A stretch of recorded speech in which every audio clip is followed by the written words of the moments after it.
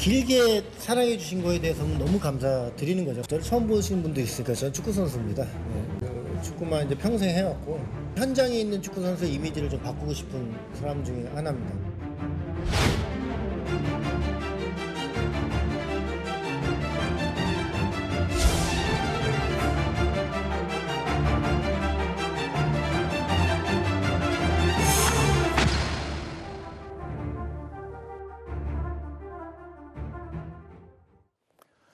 자, 지난 2002년 월드컵을 뜨겁게 달구었던 월드컵 4강 신화의 주역 가운데 한 명이죠. 전 축구 국가대표 선수 이천수 선수가 사기 혐의로 고소를 당했다는 소식입니다.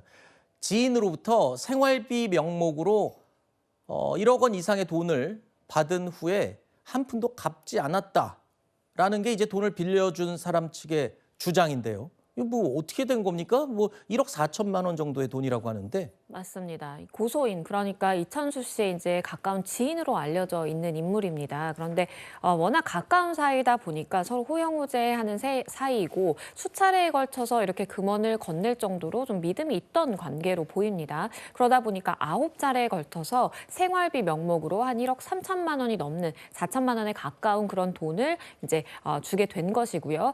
이 부분에 대해서 양측의 주장은 좀 차이가 있는 상황인데, 고소인의 주장에 따르면 당시에 이천수 씨가 2018년 11월에 처음 생활비가 좀 필요하다, 나 좀 돈을 빌려달라라고 해서 돈을 300만 원 처음 건넸고, 그 이후에 수차례에 걸쳐서 배우자 계좌라든지 이천수 씨의 계좌를 통해서 입금을 했다라는 것이 고소인의 주장이고요. 하지만 2021년 가을부터 연락이 끊겼고 빌려준 돈 전체 금원에 대해서 하나도 돌려받지 못했다라는 것이 이 고소인의 주장입니다. 자, 적은 돈이 아닙니다. 1억 3천만 원을 빌리고 변제를 하지 않았다.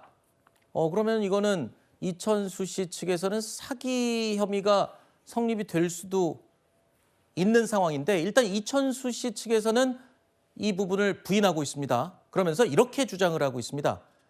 자, 이천수 씨의 주장은 이겁니다. 돈을 빌린 게 아니라 쓰라고 줘서 받은 거다.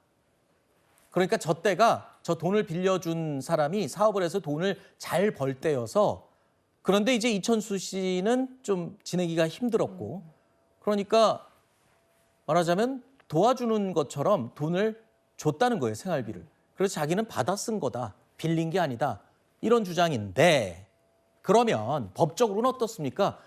저게 빌린 게 아니라 쓰라고 줘서 난 쓴 것뿐이다 라고 하면은 면할 수가 있나요?